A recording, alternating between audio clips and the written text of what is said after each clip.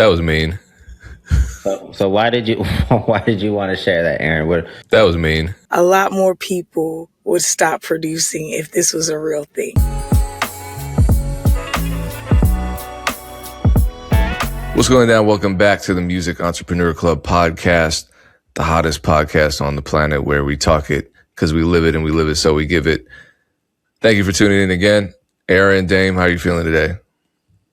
Good, but we ain't too high. We got to find out in 2026 how to get these views up. We say we are the hottest podcast on the planet if we say we are. Just like people who go online and say, I am a hit maker, even though they don't have actual RIAA certified hits, they can call themselves that because it's the internet. So we are the number one music business podcast ever based on what I'm saying. I do think it's the best for sure. I see a lot of folks tapping out, and I just don't think people have like authentic conversations with nuance and different perspectives with folks that actually have done this or continue to do this. The people that are in the comments always show us love. There's a lot of people that catch every single episode, and for those people, we're super appreciative, and that's ultimately why I continue to show up every week. But yeah, at this point, just getting to the holidays. Tomorrow's my last day at Two Lost for a couple of weeks. For the music industry in general, most folks have 2 weeks off. We'll come back January 5th. So excited. Erinn, how you feeling? I'm feeling good. I agree. I wish we could get the view count up, but I feel like that requires us to get clickbaity or to bring on celebs. I won't say that, or not even celebs, just like big names, which I feel like we do, but I feel like we get better reception when it's just from our core audience, at least when it's just us. So, yeah, I'm doing pretty good. I had a bit of a low week, but I won't even say low. I just had a week that was just kind of like, you know what I'm saying? So, I'm just like maintaining, but I'm grateful to be here, and grateful to be able to continue to grow and be alive, while I'm doing it. You know, some people just live life and they're not super present or alive. So I'm grateful to be present with everything that's going on with me. Nice. All right, let's get into our wins. Payne, you have a win to share from the past week? I do. Thankfully, this just dropped. I didn't even realize it, but I guess I'm a leader now. So I was named one of the 32 most influential Black leaders in my city. And they've been teasing it out. Madison 365. Shout out to them. They're a local media organization. Thank you. Yeah, they've been dropping 1, 2, 3, 4, 5, 6 per series. So it's a 5-part series with 6 each. A lot of colleagues are on this list. I woke up to a bunch of congratulatory posts from friends, childhood friends, elders in the community. So that was unexpected, but I graciously accept the honor. Nice. Congrats. Thank you. You can get people in the comments like, Payne, you Black? Payne, I didn't know you Black. Not in my city, I don't think. Because I've gone to school with everybody. Our comments, even though your mom was on the podcast literally 3 weeks ago, they're gonna be like, it's fake news. Oh no, that one, that was a hilarious comment. There were some funny comments on that one. It's like I'm back in the 80s. Erinn, what you got for us this week? I signed a short-term lease in Austin, which is cool, I guess, because I've just been hopping around for the last, I've been hopping around for the last almost 6 months, which has just been tough, but this is only a short-term lease because I really am trying to move into a house again. So that's it is a house, but it's like a 60-day lease. So I'm grateful because I know where I'm going to be for the next 60 days after Christmas. But so I'm just going to say that I'm grateful that I know where I'm going to be for 60 days. After that, who knows? There it is. I'm not going to share my win. I'm going to share a friend of mine's win. It's actually this shirt. I got a friend. His name is Zoe. He's like my best friend. I've known him since junior high. He's always cut my hair. We hoop together. But he's always just kind of taken the path of least stress, in my opinion. Like, he's not the kind of cat that jumps out and, he has a very, again, from my perspective, like very structured, not simple because life isn't simple in general, but like, it's like a very, like, he knows what he's doing. He he's part of the check-in club. As we work out, we post our workouts in our stories. Goes to work. Just kind of does his thing. He's not known to ever do anything. He doesn't venture from that path, like, at all. Like, nothing. I mean, I guess being a barber is entrepreneurial, but he's not trying to start a business. He just likes the cadence of his life, but he did, start a t-shirt line. It's called Life is Hard, Be Easy. So I'm supporting it here, and I could definitely resonate. I've talked about it probably the past 2 or 3 weeks, how as you get older, like, shit just be hard. Dealing with family loss, sickness, health complications, the whole nine. So shout out to the homie Zoe. He probably doesn't even want me saying this, but I think it's dope that he started this line, and I'm gonna try to support it as much as I can. So love seeing him kind of do something a little different, even though I know he enjoys his life, enjoys his family, and sometimes you're envious of the people that do just have like that. That consistent rhythm, as opposed to the entrepreneurial life of just like the extreme highs and lows. So it's interesting sometimes as you see your friends like take different paths. So shout out to Zoe. That's I share in that win because that's the homie. So we can get into our topics. We got a few. We'll try to get to 4 or 5 today. Let's see if we can do it. What are we starting off with? We're going to kick it off with my topic. It's like a producer rapped. I think it's a hilarious video. FL Studio Wrapped? Welcome to your 2025 FL Studio Wrapped. Let's see what you made this year. Okay. You made 478 beats.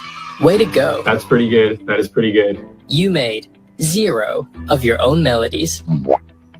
I guess, I'm more of a drums guy. That's fine. I'm more of a drums guy. You used 1 different snares.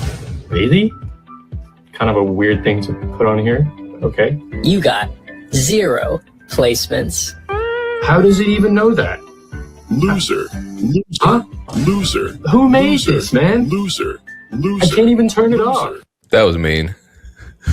So why did you want to share that, Erinn? Okay, so I think it's a very like lighthearted, funny video, but it's also beneficial. I think if we all got it's to me, Wrapped is similar to a high level performance review, right? It's not getting into, this is speaking on Spotify Wrapped.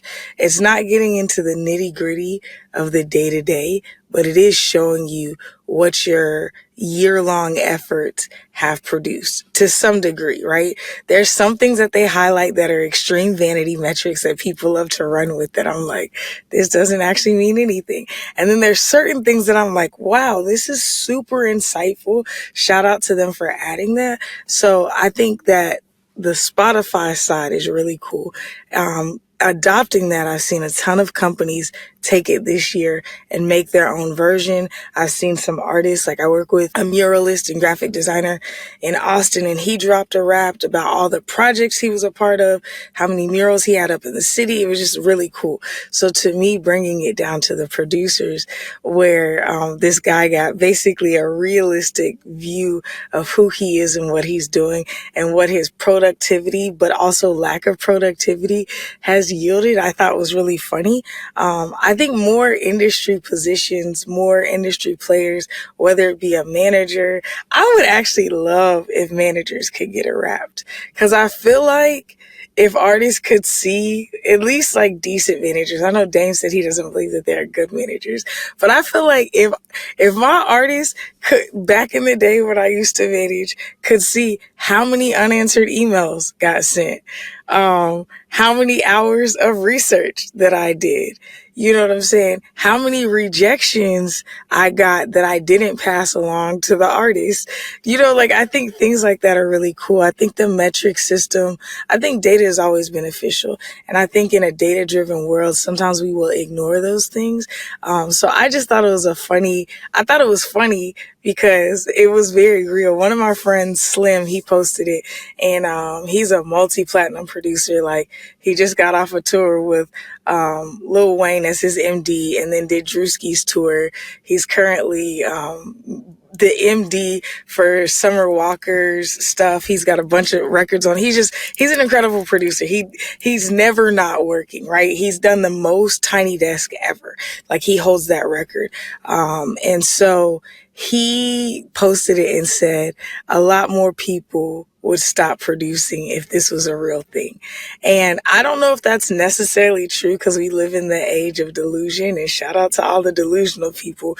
Dame doesn't agree, but I think I'm a bit delusional too. So, like, shout out to us. But I think that in the world of delusion, it may not help, but I could see it being beneficial. Like, I feel like when you look at the numbers, if you're a self-aware human being, they're helpful. So I don't know. I thought it was funny, but I think it's helpful. I think more people need to go in at the end of their year and actually evaluate from a wide perspective, and not just the highs that they want to post on socials. So question, if there was a producer Wrapped, what metrics would be the most helpful? And when we get this new version of Wrapped that we come up with right now, would it be dope if everyone was required to make it public? What's on the producer Wrapped that would be super beneficial? We're not thinking to expose people, but to get people better. What's on the producer Wrapped? I think it completely depends on what your goals are. If you are starting out, I think unfinished beats, that would probably be easy for a DAW to figure out. You know, how many beats have you made versus how many have you actually bounced out? I like that. Okay, that's one. So that's good, but it depends on your goals, because you might be a producer who's already at the point where they don't need motivation to finish beats. So many producers we're talking about the folks that are trying to get on. They're not on. Okay, trying to get on, then that, absolutely. I'm trying to think what else. I would say, depending on your DAW, if you're not recording tracks, then that kind of goes to show that would indicate that maybe you're not producing songs, so you're not getting song production experience.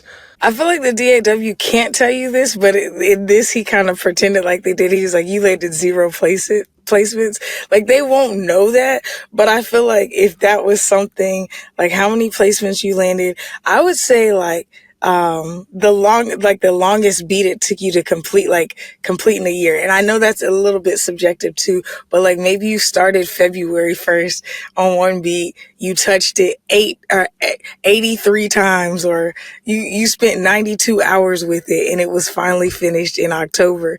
You know, something like that I think would be really interesting, because I think about projects that I put down and pick up. I constantly do that. Sometimes I wonder, how many hours have I spent on something? So I think that would be cool. I also think about how many people you've collaborated with. Like, the one, it was something like that, but it said you completed no hooks or something like that at the beginning. And he The was comments like, are oh, hilarious. yeah, I thought that one was great too. So like, maybe, cause I get it. I know people who specialize in like subs. Like, I know people who have like 20, 30, 40 placements just because of like sub work that they're doing. So if you have a specialty, I think that's fine. But I think, like how many people you've collaborated with, what is the most amount of producers on one beat, something like that. I think things like that to help you visually map out what is effective and what's not. I think as long as it's feedback that propels you or that stops you from wasting your time, I think it's beneficial. I actually don't see this as being far-fetched, but some kind of app that aggregates information from your DAW as well as from your beat selling platform, as well as Spotify, obviously, because those stats are available, as well as, what's the other one, Muso? And Yep, then, and they aggregate. So I feel like all you yeah, got to do is just add a couple of other things, and you're there. yeah, you might just be, Muso should just do this. And then YouTube, because a lot of producers, I mean, it's all about goal setting. So if they could aggregate all of these statistics and analytics and output an overall picture that's put more plainly, because a lot of producers don't understand the significance of, say they're uploading beats to YouTube, they might not be able to understand what impressions versus engagement or click through rates and all this mean. So yeah, if a website could aggregate all that, and specifically for producers, it could say, look, you finished a lot of beats this year, so you're up like 300 from last year. Congratulations, that's great. You can check that goal off of your list, because now it's very clear that you've mastered the art of completing your files. So your discipline has improved. However, your impressions are high, but your click-through rates are low, which means you probably need to work on your YouTube thumbnails, or, whatever the case is. And they would they would aggregate it all and then give like a report card to a producer. Yeah. I think that would be helpful. I mean, we have those tools now. It's just that a lot of people need some third party to explain it to them all at once. The thing I'm going to say is this. Spotify had Wrapped before Wrapped. Like, you could look at all those, not all of them, but most of those details you can still access in your. So I agree. It's like somebody to just pull it together makes a big difference. Yeah, because you can look at your EMS, email marketing system stats now. You can look at your growth over time. Every single platform should have analytics. And if you don't have goals written down, then the only thing I'll say that I wouldn't recommend is waiting till the end of the year to glance at these numbers. Right. So yeah, I mean, I think everything what you guys said, I think makes a lot of sense. It would be helpful. I just think maybe adding like marketing components to the Wrapped would be ideal. So from a manager's perspective, I know that Erinn, you mentioned a few in terms of email. I think you said number of emails sent out, number of rejections. What else from a manager's? What should be on a manager's Wrapped? Hours spent researching something, hours spent trying to find somebody's email. Hours Like, to find somebody's email. You never used to do that? What do you mean? What? I used like trying to find how to get somebody's email. I think that was back when I didn't have obviously as many relationships and resources. But when I'd be trying to cold email people or like pitch for like especially partnerships, that joint is hard because you may know the marketing person or you may find somebody on LinkedIn, but trying to find the actual decision maker's email, tough. Now I don't do that. Well, I don't manage artists now, but I think amount of like arguments that have been diffused, amount of calls after a reasonable time, you know what I'm saying? Amount of conversations and hours spent around things that have nothing to do with music, like relational drama, whatever you and your producer. I think the amount of negotiation that you have to do that has nothing to do with your, like, that makes you no money. Do you know what I'm saying? Because like artists just think that we just, no, I negotiated for this deal. That's why I need my 20%.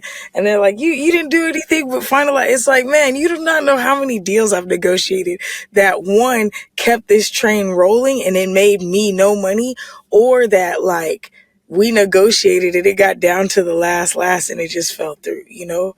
So I don't know, amount of time spent reading contracts before you sent it to the lawyer so you could tell the lawyer what to look out for just in case your lawyer wasn't looking out for it. You know, it's a lot. I don't know. Hours spent dealing with artist bullshit that has nothing to do with the business. Truly. I think, I mean, I have looked for people. I feel like if it takes you that long to find, and normally, obviously there's exceptions. If it takes you that long to like get the email to somebody you're trying to reach out to, I feel like typically that means you're really not ready for that opportunity. That's just my opinion. Because like for the people that we try to get to, it just took a certain amount of like progress in terms of Ja's platform, and then then we just ultimately got in the right rooms and we can get connected to the right folks. But should we make it public? If you want to work with a manager, should we be able to check his or her Carfax essentially? I think a manager would probably want to share this, at least with existing clients. But yeah, I think social proof is great. The problem is we're going to start seeing people, use third-party companies or use AI or something to fake these stats. Because I would just assume you cannot manipulate the numbers. You have should we make it? Again, this is a fantasy world. People are going to try to manipulate. They're going to try to, roll back the mileage. Or I don't even I think about claiming other people's wins. And that's a tough thing, because if you look at my rap sheet, especially stuff that I talk about that's not super public, I'm a part of a lot of, or built a ton of things that I can show you proof for, but the people involved would never want to give me credit for it. So I think that's hard, because on the flip side, I know a bunch of fugazi people. Again, let me say don't know, but know of a bunch of fugazi people who are currently, my thing is, if your pinned post happened over 2 years ago, unless it's I just feel like you should have a more current win. So I feel like a lot of people will claim, especially older, even just pre-pandemic or 2020, 2021. Shout out to that. I'm not trying to erase the work that you've done at all, but a lot of people would try to claim that to entice a new client. I don't know, but I do know personally a couple people right now who are building kind of PR, artist marketing businesses, and they're got millions of streams to this artist, and it's they were already streaming millions. They brought you on the team after you left the label, respectfully, but it's for somebody like me, who has literally taken an artist from only being on SoundCloud multiple times to being millions upon millions upon millions, close to 1 billion hundreds of millions of streams on Spotify. To me, that's a way different thing than somebody who's already consistently. So I don't know. I feel like stuff like this is really difficult because there's equalizers on Spotify when we do Wrapped. It's this is what happened this year. Some of these things can't change. Now, part of that is I've seen artists who can post almost, 100 million streams, and it's because they were featured on a song by a big artist. That's not necessarily you, but I'm not taking that away from you. Do you know what I'm saying? So but I feel like with Wrapped, there's hard stats. I feel like with a rap sheet for managers, it would be harder. It'd be harder to prove the stats. That's all I'm saying. And I'm not even trying to hate. This sounds like I'm hating on managers. I just feel like people flub stuff, whereas I consistently have this conversation with my business partner. When we're turning in proposals, we have to go back and remember stuff that we've done. We're oh shit, we did this, we did this, we did this, we did this, because we're constantly evolving and innovating. So it's some people who have really great rap sheets. Some people are just gonna be making up shit. Yeah. No, we can get to the next topic, but there is a lot of people in this industry that will take credit for other people's wins. That is a big thing. And scammers. Scammers. And they could have been apart. You know what I'm saying? They could have been apart. Yeah. But it's different than the button pusher or the person. You know what I'm saying? And again, teams. It takes teams. I don't want to sound like a hater. I think that's hard. People will lie and say they work for a label when they don't. People will lie and say they've done this, this, and this when they don't. People will, and it's crazy too, because so many, and I get so annoyed. Maybe don't do this, producers. A lot of producers will reach out to me and be like, I just sent so-and-so $1,000 for this beat collab, or I sent so-and-so famous producer $500 for a Instagram shout out. What do you think? Do you think it's a scam? One, I'm annoyed because it's a scam. I've been telling you. But two, Like, damn, you sent and artists too. They'll reach out. I sent so and so 1,500 for a feature. I'm like, okay, I'm gonna scroll up and see if you've ever bought a beat from me. Oh no, you haven't. But you had $1,500 for this. Okay, all right. Man, join the Patreon so you don't get scammed. That's way cheaper than $1,500 even a year. That's what I'm saying. And even a beat like a fraction of that, and I'll give you an exclusive beat. Just reach out, and you can actually profit from that. You have something substantial.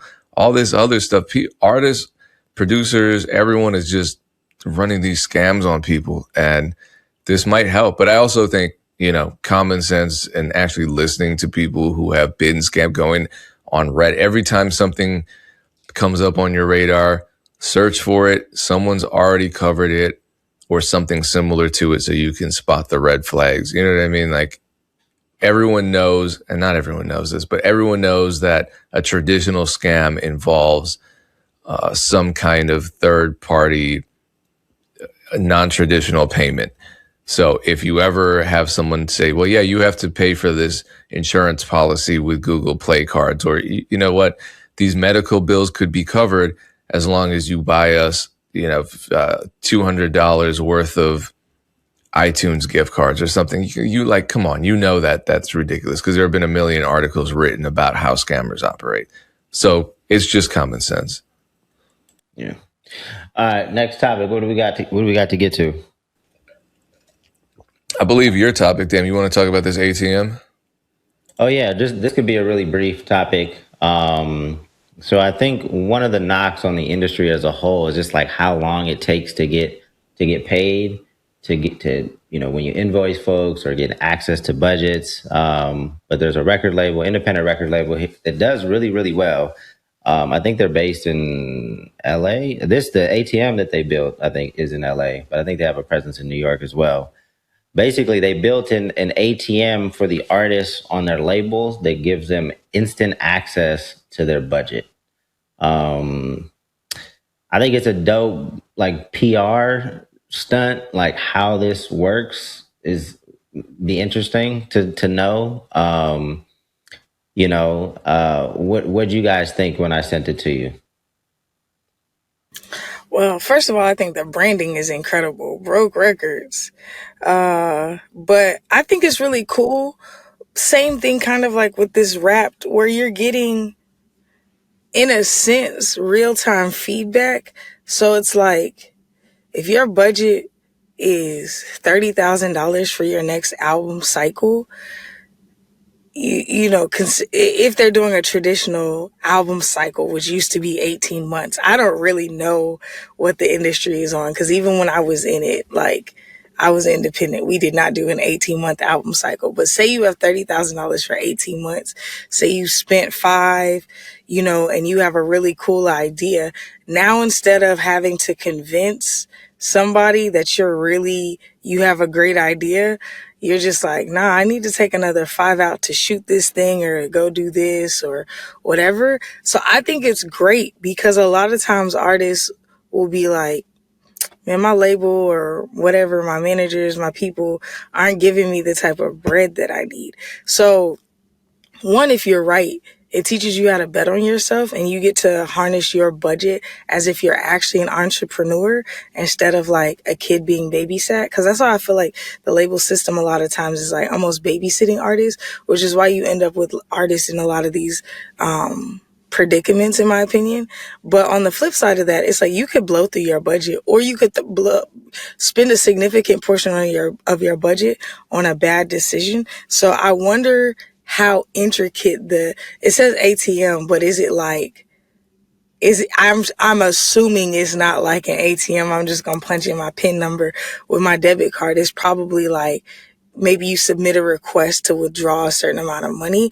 So I'm wondering if there's like a checks and balance system with that. But I think it's cool, because I'm power to the people. Put the budget back in the artist's hands, and hopefully they have the right team in place. If you're signed to an indie label that's doing pretty successful, you probably have a decent team or at least a manager. So I'm hoping that it leads to like more fluidity and more like ability within the independent scene to empower the creators. So I think it's cool overall. I think anybody can fumble a bag, whether you're babysat or whether you're given the whole thing. So I don't see it as a negative thing. I think it's a learning experience, and maybe there's a cap on it, but I think it's cool personally. So I've seen post Funk Volume, just like I've seen a lot of artists finesse budgets and finesse distribution companies, like, turn in songs that are just wild just to get access to the budget. I think this is a great PR stunt, and I think this is great for some artists, like Erinn said, that have great ideas and just need to execute. Some artists don't have great ideas. They think they have great ideas, but they need kind of the collaboration. Most. They need the so why you want to just spit out money to these folks? Like, they need the because it's good feedback. You get better when you make more mistakes. Like, what? I'm a good business owner. Money though, if we don't have to. Like, I'm a good business owner because I've dropped the ball, I've fumbled, I've tried a lot of stuff. I have spent more money than I've made for sure. Like, or at least up front. Do you know what I'm saying? So I think it's cool. But that was one of the rifts between Dizzy and myself when Funk Volume folded and we were going to start Still Moving. I remember one of the things that he said that we didn't really have a conversation about, but it was a super red flag for me. It was like, oh, he said we can allow artists to make their own mistakes. And I'm like, bro, that's the reason why I'm here. Like, of course, I'm not perfect and I'll continue to make some mistakes here and there. But like, we've done this. Like, one of the reasons that you sign to a label or work with a manager is that you make less mistakes, lose less money. So I'm not going to sit here knowing that you're about to just make mistakes and let you throw my money out the window.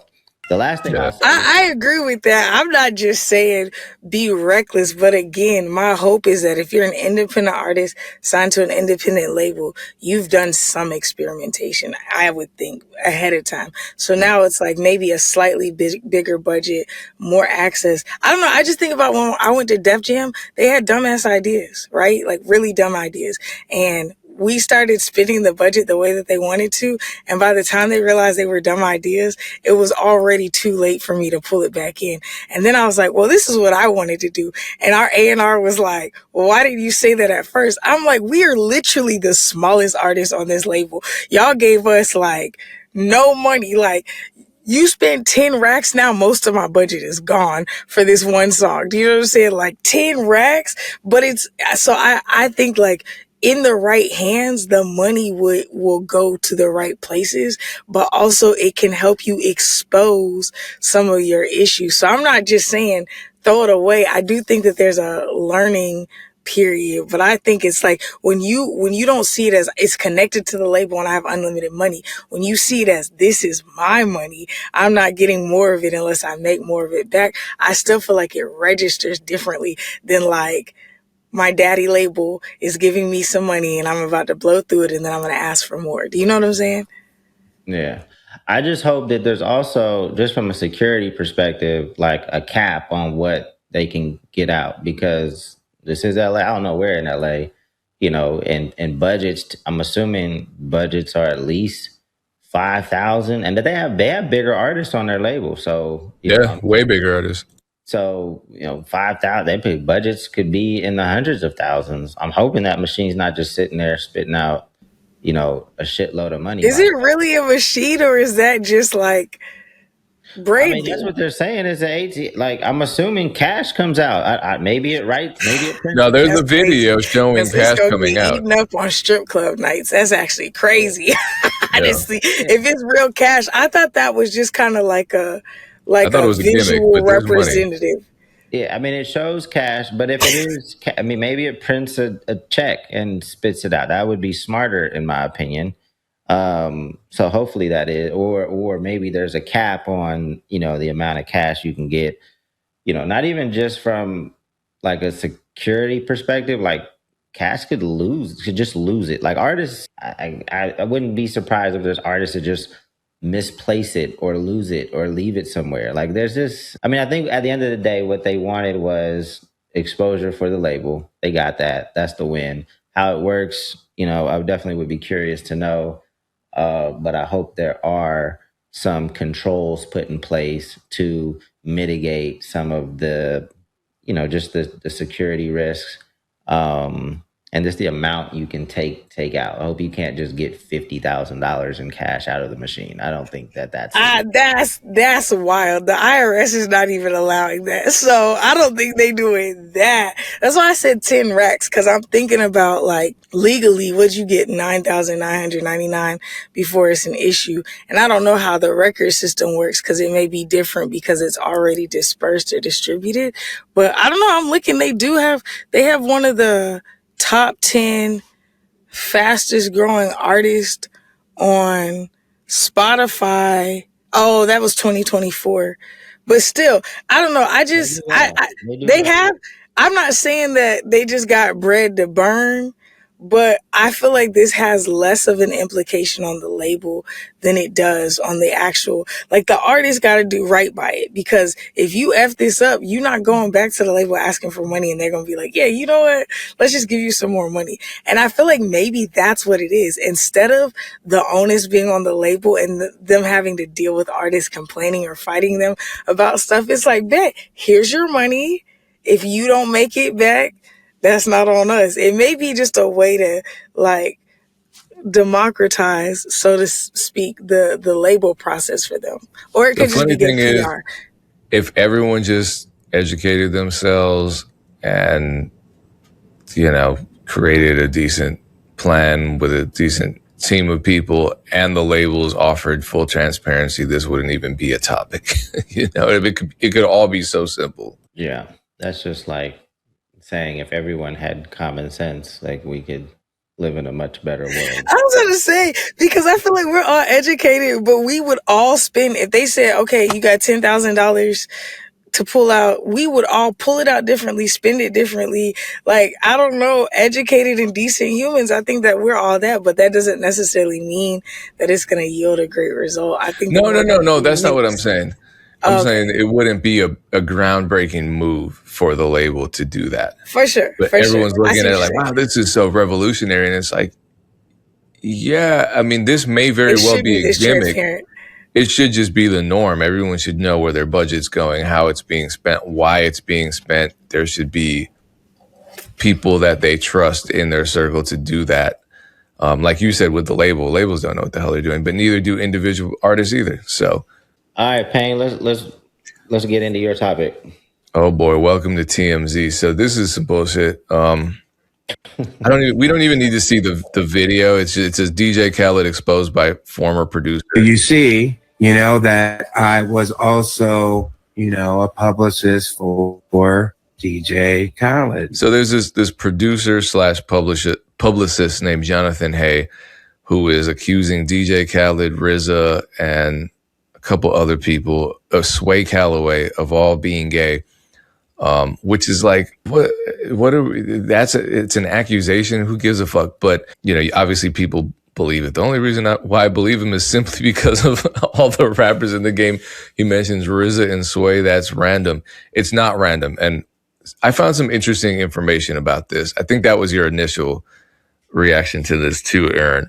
I don't want to make this gossipy. I just think it's stupid to gossip about people's sexuality, but this is kind of the Diddy effect. Like I said before, everyone's so focused on who's gay. That's a crazy phrase, Pate. The Diddy effect. That's wild. And it's not what people would think. I would think it'd be like people getting more hypervigilant about abuse in the industry, or people who might be committing sexual assault or that kind of thing. But no, it's just about who's gay and who's not. So it's like we're back in the 1920s. But Jonathan Hay was in fact a publicist, and he's a producer as well. So in the past, and I'm not saying he's lying about this Khaled thing, I don't care. I don't care who's gay. But in the past, he created a rumor about Rihanna and Jay-Z having an affair while Jay-Z was married to Beyonce. So this is from the New York Daily News. It says, and I found this on multiple media sources. Publicist owns up to Rihanna and Jay-Z's cheating rumor that reportedly drove Beyonce away from rapper. Here it is. And guess who it is? It's Jonathan Hay. He said, I apologize to her. This whole thing is very awkward. Hay, who said he apologized earlier to Jay-Z, has branched out from being a publicist to producing his own music. So this is when he transitioned into being a publicist or being a producer. So he's been making beats, producing songs since then. And that's a wild arc as well. Hey, publicity didn't work out for me. I would just become a producer. Right. Yeah. And so in addition to that, there's an allhiphop.com interview with him where he explains that he was mad at Jay-Z for other separate things. So he decided to use his resources as a publicist to spread this rumor. That's what he said, his own words. So is that what's happening again with this Khaled thing? And what's interesting is... He was mad at Jay-Z for other things, as in he worked with him previously? Or is this parasocial before we were calling it parasocial? Like, mad at Jay-Z? I'll read it. I can read it's you know. Are we gonna get to the learning? I'm still trying. I'm like, what are we doing? Like, why? My bad. I'm just confused. My bad. You right. Wait a minute. We wanted the views and the clicks, didn't we? So now we're dipping our toes in the TMZ pool. First of all, Dame, can we just appreciate this MySpace era animated GIF for a second, please? Do you remember this guy, Michael Smith? No. We covered, I think more than once, his story about streaming fraud, where he made $10 million off of Spotify with AI generated music. Okay. And so he got in trouble for that. This guy here to the right, this is the publicist that lied about Jay-Z. So bring us home, Payne. Bring us home. Jonathan Hay, right? Okay. He went to the police, to the FBI to tell on Michael Smith when he found out about the allegations with scamming the streaming platform, which is like, why would you snitch on somebody for that? Who cares? But in addition to that, guess who Michael Smith works with heavily? RZA. So there are some interesting connections there. I know, Dame. This is what I did last night. And on top of that, what I want to say is this goes back to our conversation earlier about the producer DAW raps, where if people were better at getting and synthesizing information, none of this would happen. So all this stuff is going viral. I have a feeling we're going to see a lot more of it, especially with AI, with all the, again, goes back to the Diddy effect. People are using AI to create fake TMZ watermarks, and everyone's believing everything. As a whole, it takes very little research to find interesting connections that at very least make you skeptical of a news article, of a person's claims, of a potential scam's claims. And we can do that research ourselves. I wouldn't even consider this research. I used to do real ass research. This is just Googling stuff and saying, oh, wow, look, they're connected. I wonder if this could be a part of their patterns of behavior, right? So it's very easy to do this. The unfortunate thing, and we covered this last week too, is that with the internet now monetizing attention and engagement, we're going to see a lot more of these stories as well because they make money. My question to you two is why, given how litigious everybody is, why is this shit flying and no one's getting sued? I feel like it's like it doesn't matter because it's so small. Do you know what I'm saying? Like, in a world so massive, like I have a couple of cases that I could have filed back in like 22 and 23 for like libel and a couple other things. It wasn't even worth it to me because like I was already retaining my lawyer. Like you have a lawyer and retainer, but then you start using that retainer and you got to spend the money to like, and this was just to go through the lawsuit. I'm like, I'm not about to be running through my retainer every month to go after people who are saying false things about me, and I am nobody comparatively. So I feel like Jay-Z, Beyonce, all these other people, it's like, what is the point of me going after these people unless it's persistent? And most people can't keep it up for more than 5 or 6 months. So I think if it were to blow into a big, huge thing and really have ramifications on their life, maybe. But I feel like if you just ignore people, they go away. Yeah, Erinn and I had no idea about this story. This was in your pocket of the internet. No clue. Wait, you didn't know about the Rihanna rumors way back? Yes, I knew about Rihanna and Jay-Z rumors. That's been something since the beginning of time. To me, it's audacious for him to even claim that it was him who started the rumor. That almost feels like he was trying to, like, you know what I'm saying? If I'm being honest, black women on Twitter started that rumor, and they got it for Rita Ora. They got it for, there's any woman that was ever signed to Roc Nation. I feel like they were like, she was sleeping with Jay-Z. So I don't know. That's the only story that I've heard. But also, it's like At that level, you wouldn't have time to do anything else if you were just fighting, cases like that. So unless it does impact the business in a major way, you're just gonna ignore it because, like, I doubt this even got back to Sway. Like, I didn't see this. Like, I don't. No, you know why it may have, and this is the other connection, and I'm actually tangentially connected to this. SMH Records and the One Shot Show. Sway was involved in that, RZA was involved in that, and these two dudes, Michael Smith and Jonathan Hay, were involved in it. There were a lot more people were involved in that too. Some artists I work with were mixed up with SMH Records as well. So there are all types of connections. It feels like there's a good chance that this could just be more retaliation, but I don't know. Cardi B recently sued a YouTuber, and I feel like that was a defamation suit. She only was awarded $1.2 million, which is nothing to Cardi B. But was that something that she just wanted to prove a point with, or what? Because you would think Roc Nation, if they can do all this prison reform with Meek Mill and stuff, they could probably sue somebody pretty easily, or at very least threaten them into shutting up. I don't know. Yeah, I mean, if you got the time, you're gonna do it. Like, I'm sure 50 goes after certain people. I think like, if it annoys them enough and they believe that you're doing it maliciously and it's wrong, then people will go after you. I still don't know why we're talking about this. I still don't. What did we learn, Payne? What do people watching this say? Hey, like, I'm glad I listened to the MEC talk about this because now I blank.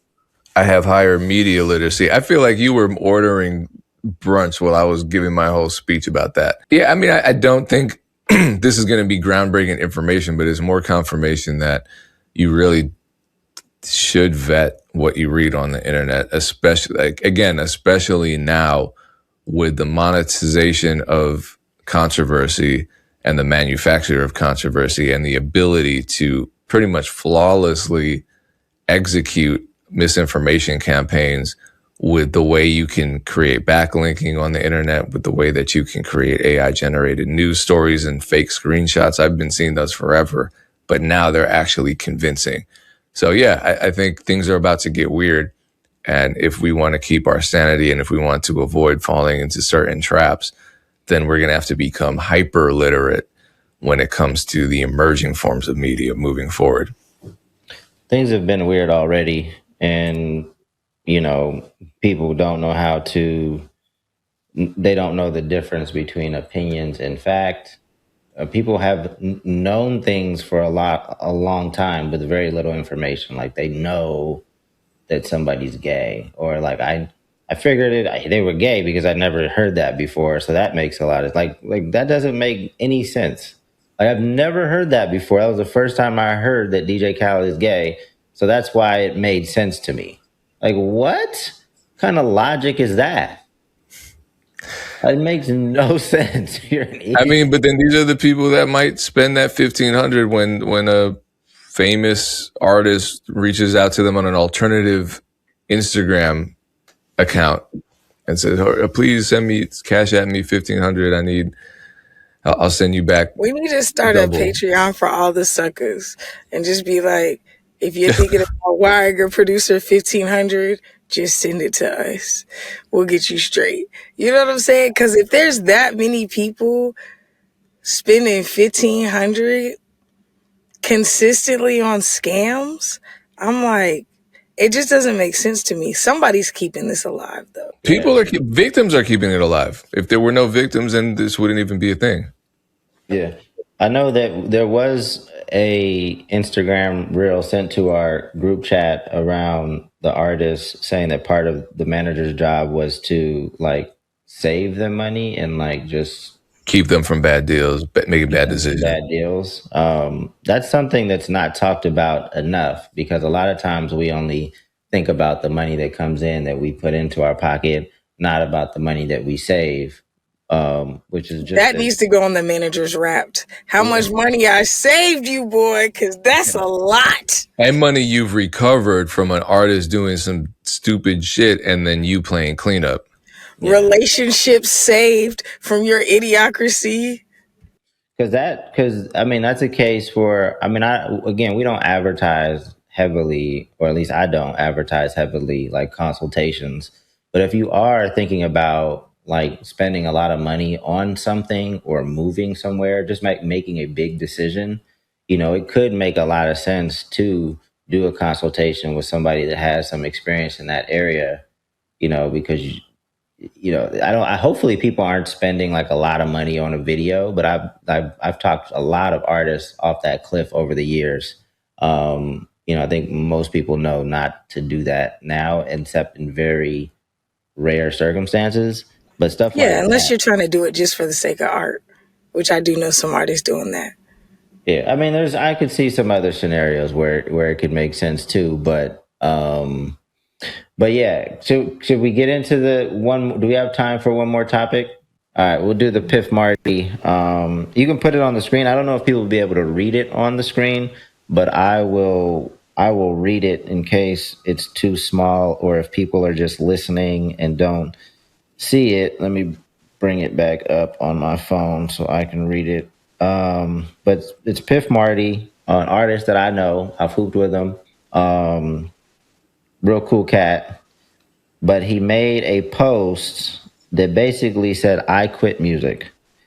And then he says, "For decades, we've encouraged artists to hide behind aliases and tell stories that aren't even true." I'm going to stop there. Is that what we do? I mean, That's what I do. I think society does. I like the entertainment industry encourages like the grandiose or, like just like things that maybe half truths. That's like seems to be edified. Okay. I mean, don't get me wrong. I know that happens, but I don't think like there's also a lot of folks that, encourage authenticity. And I think there is a lot of authenticity in music. So I think it's a balance. Anyway, telling them that that's the only way to be successful. But to be an artist is to be a highly sensitive person, and your favorite artists are struggling with addictions because of this concept. Some of your artists have died because of this concept. Where music used to be escape, it became something to escape from. If you're an artist, I encourage you to retire from music as we know it. Believe that feeling you get when you walk into a room and think, something ain't right. Forget every single thing they told us. Educate yourself on the history of our industry and how it came to this point, and then go create your own world.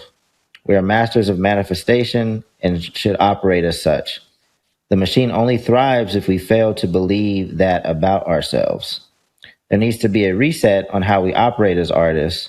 I've decided to quit playing the game and create my own. I'm not retiring from music in general, but I'm retired from how they told us we should do it. I'm committed to the art. I'm committed to creativity. I'm committed to truth. Stay dangerous. I know you're annoyed, Dame. I can see it. Like, I just hope everybody just sits and looks at Dave's confusion coming back. Because I feel like you just said like 100 things, Dave.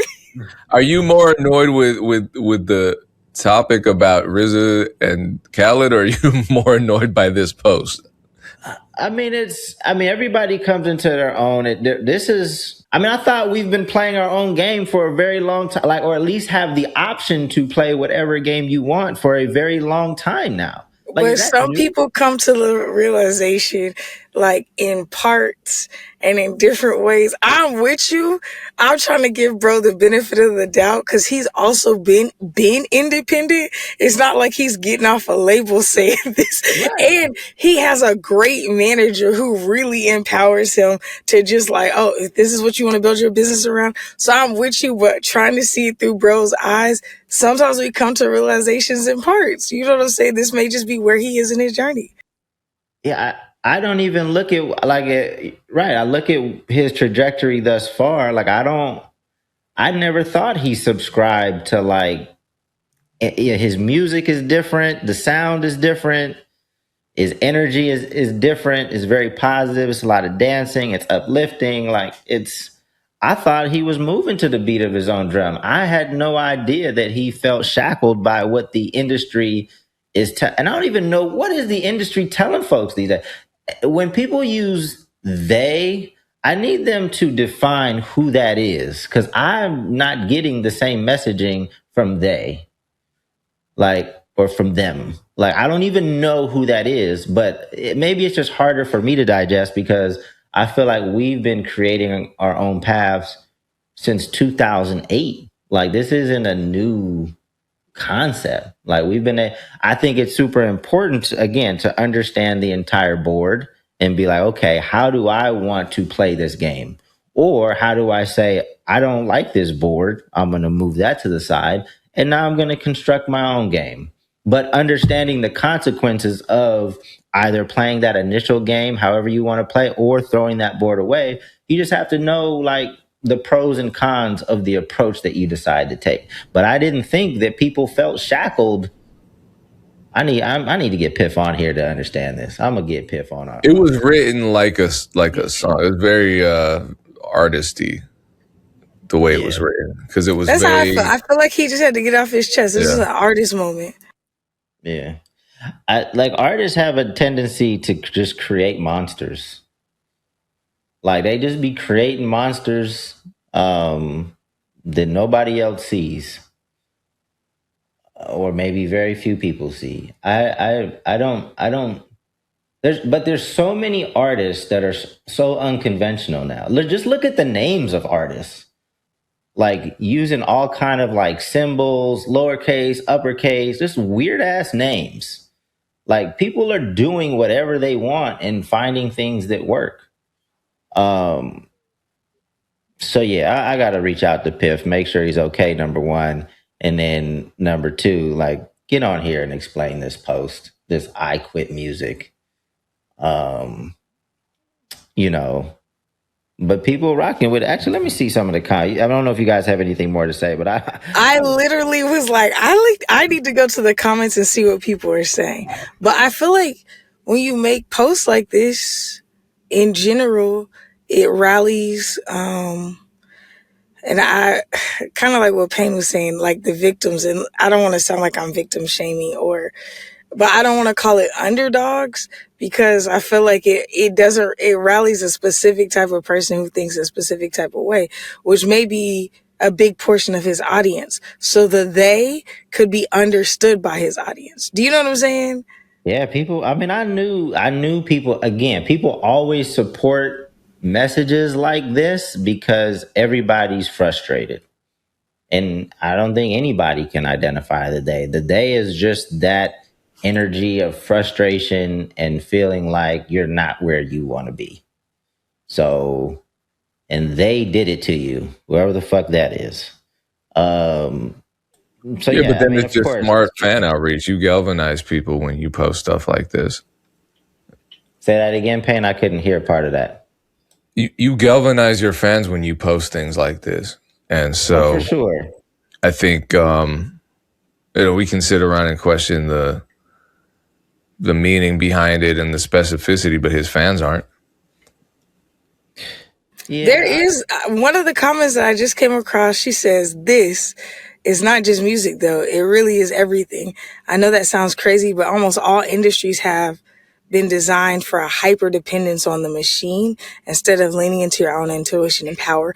And then she says a few other things, which I agree with. If you're saying a general they are against us, I can get with the general they are against us, because it's like, yeah, sure. I mean, they don't want us to succeed.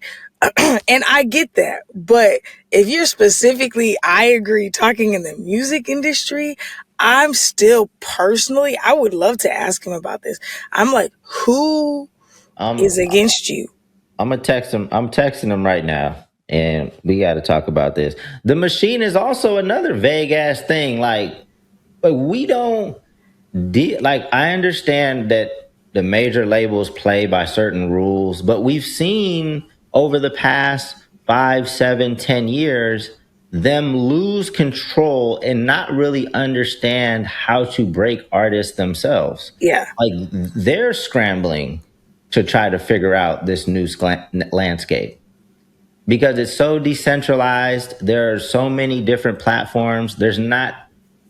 You can't just pull 4 levers and see a song go crazy. Right.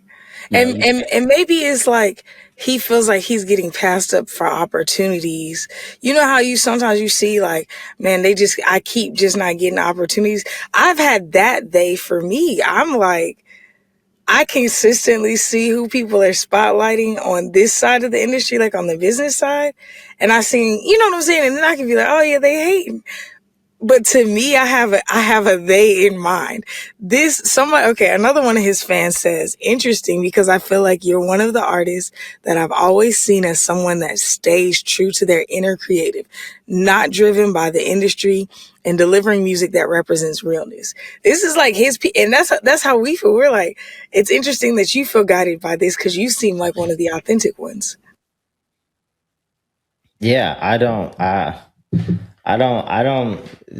don't see it coming from him, and just kind of knowing the path he's traveled thus far, so I literally just texted him. Maybe next week we can get him on.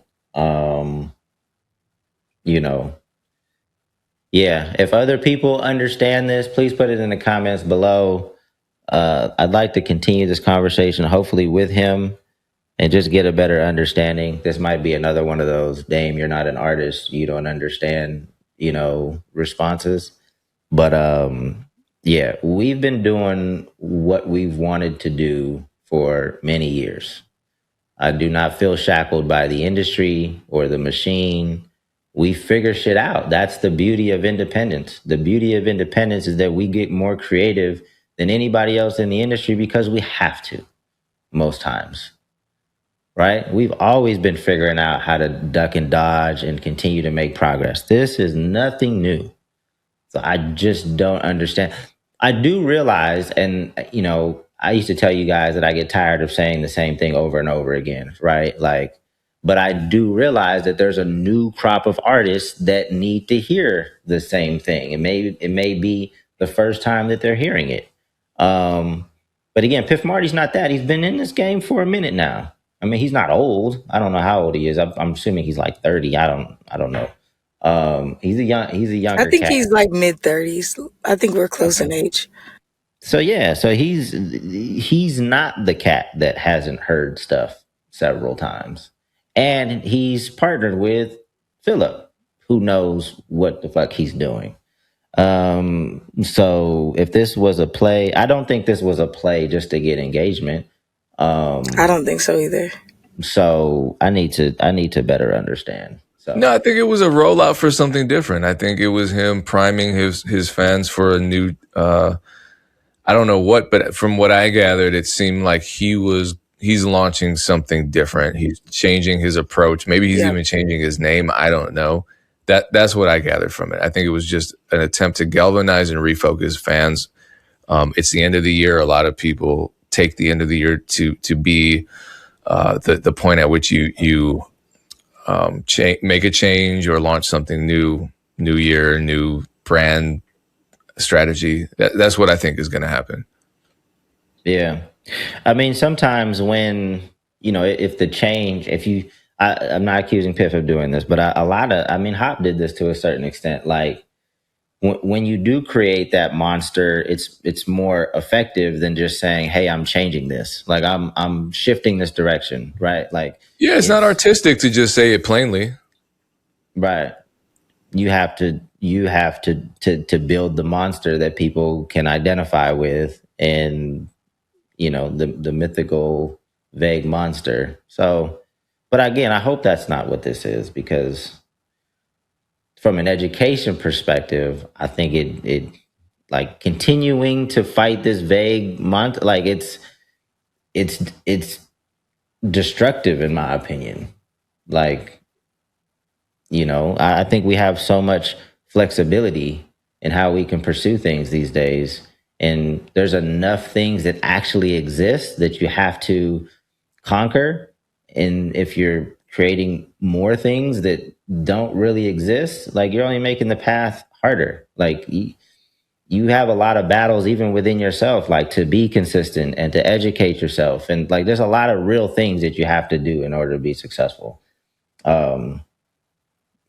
I just don't agree that there's like a machine specifically built to like destroy you individually as an artist. That's just the environment that we're in. So anyway. Yeah, well, on that note, artists, I don't know, a lot of stuff, a lot of lessons. Reinvent yourself around New Year's. This is the best time to make those kinds of posts. If no one thinks you're gay, then everyone thinks you're gay. Probably the top two lessons from today. And we appreciate you tuning in. We'll have more profound wisdom for you on the next episode, right here on the Music Entrepreneur Club podcast. Yeah, I've never heard that donuts give you muscles, but I have, actually. So maybe they do. I'm gonna test it out. All right, we look forward to hearing your results on the next episode. Tune in for that. Donut Dame is back next week, same time, same place. Peace.